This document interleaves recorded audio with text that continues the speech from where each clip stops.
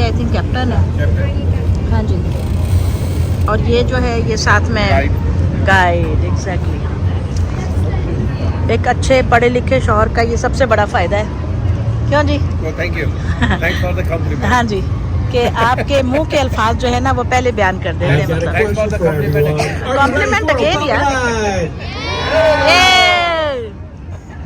The Great Pyramid of Giza was the tallest building in the world for over 4,000 years. Then came cathedrals in Europe. लो जी, tour start हो गया और ये हमें बता रहे हैं सारी बिल्डिंग्स की हिस्ट्री। और अभी फ़िलहाल तो खड़ी हुई है हमारी जो है वो बोट, आहिस्ता आहिस्ता चलेगी। तो साथ साथ आप देखते जाइए बिल्डिंग्स। मौसम बहुत अच्छा हो रहा है, यहाँ पे धूप है पर हवा भी चल रही है, लेकिन बड़ा ही खूबसूरत नज़ारा है। From the 1920s, most known though for its location. 03.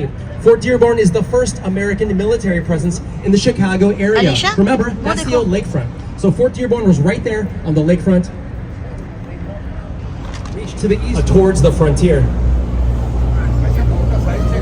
You can see a little outline of that Fort Dearborn on the corner right there in metal on the corner after our fort. You want to see where that fort was. Oh my God. We're coming off one of this bridge, going into downtown Chicago.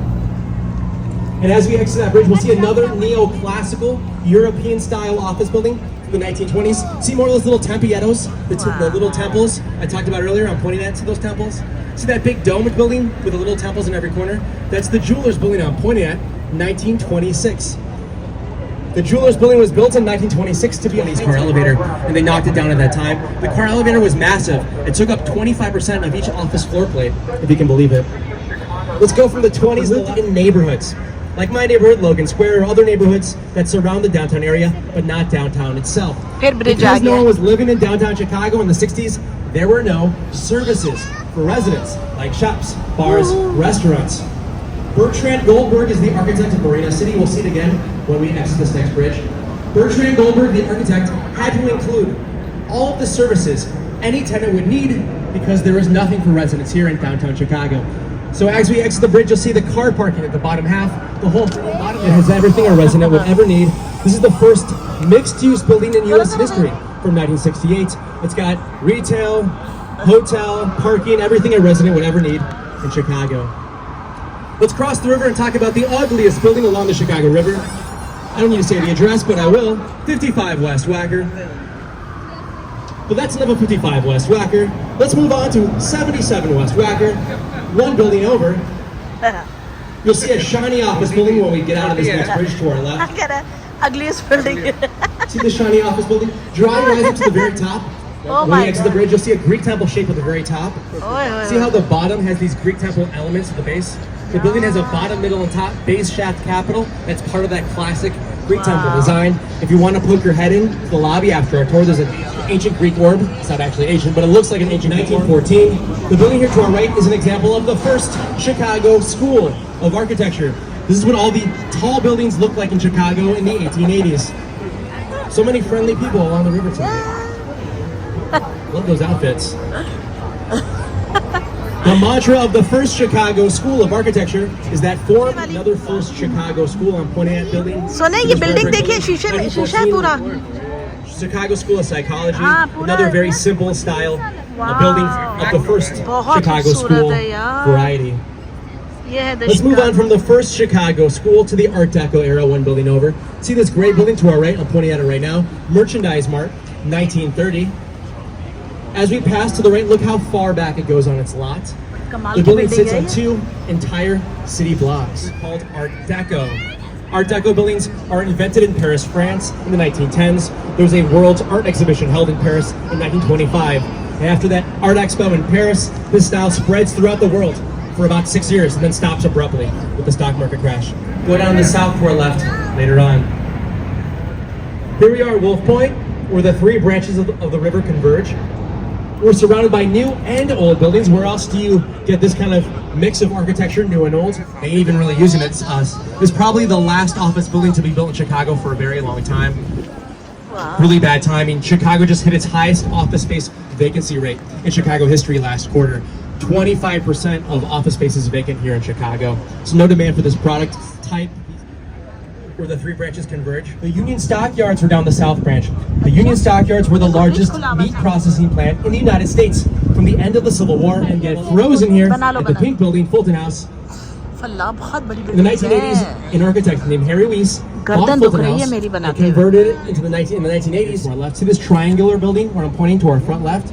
Same architect as Fulton House, Harry Weiss. Harry Weiss's River Cottages, 1986. Weiss wanted to retire here. He wanted to be able to walk out his front door, get onto his boat, and get out onto the lake. Only problem was, his wife never let him move in. Let me know if you do. Now's a good time to grab a drink if you need one. The bar is down the street.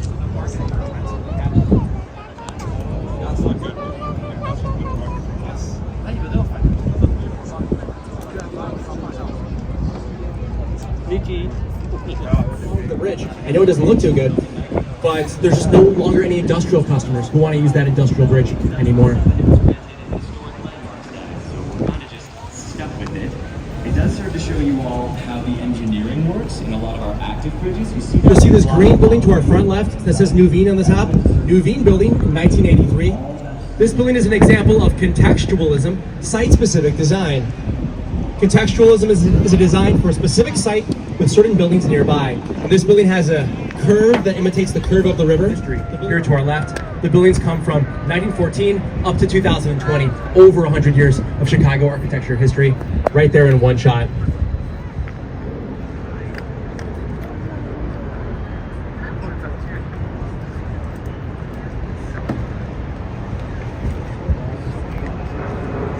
Riverwalk to lobby for this Riverwalk here in Chicago. So only since 1998 do you have to have your building 30 feet away from the river's edge here in Chicago to create that Riverwalk you see right there. We'll now come into the architectural time machine. We'll see buildings built in chronological order, starting with this building here on the left-hand side.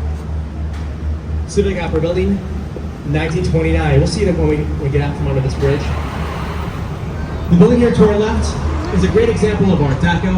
It has the three elements of Art Deco we've seen before: soaring vertical lines, deep inset windows, and you see a setback. This setback is a throne-shaped setback. There's three kinds of Art Deco setbacks. That throne shape is one of the three. See where it says Civic Opera Building here? But fortunately, the Lyric Opera is there today, and the Lyric Opera is very successful.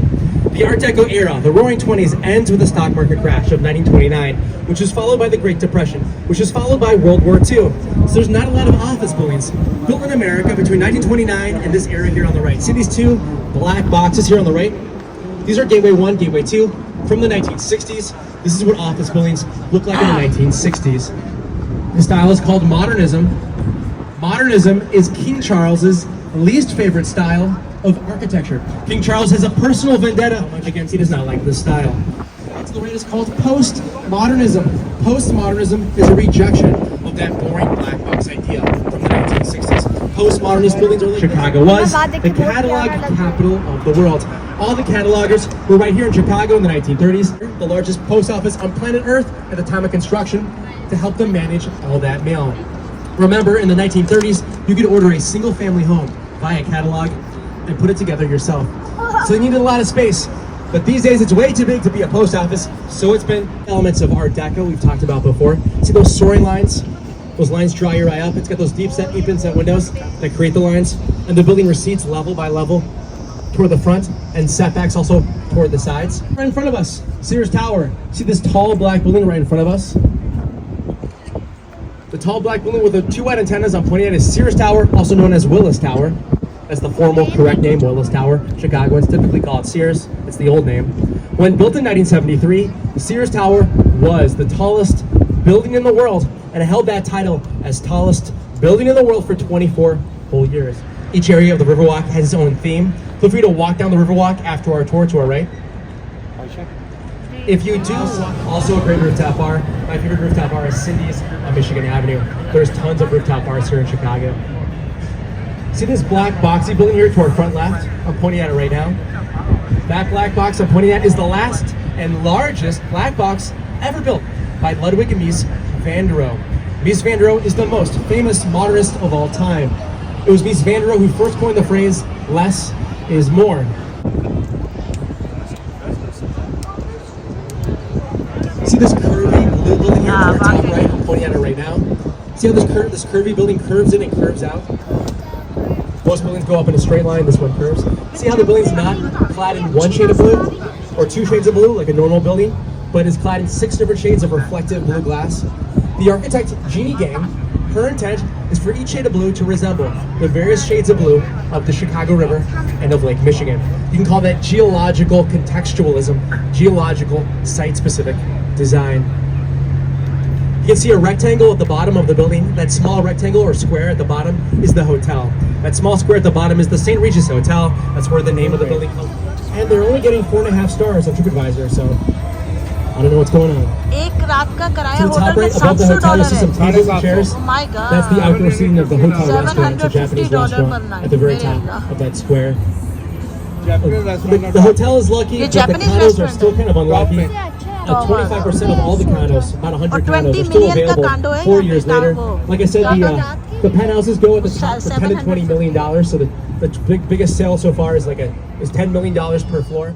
दोस्तों ये थी मेरी आज की video जिसमें मैंने आपको tour कराया है शिकागो का बोट टूर। उम्मीद है आपको पसंद आई होगी। मिलूंगी आपसे नेक्स्ट वीडियो में, तब तक अपना ख्याल रखिएगा, दुआ में याद रखिएगा। चैनल को सब्सक्राइब करना और वीडियोस को लाइक करना नहीं भूलिएगा। टेक केयर, अल्लाह हाफिज़।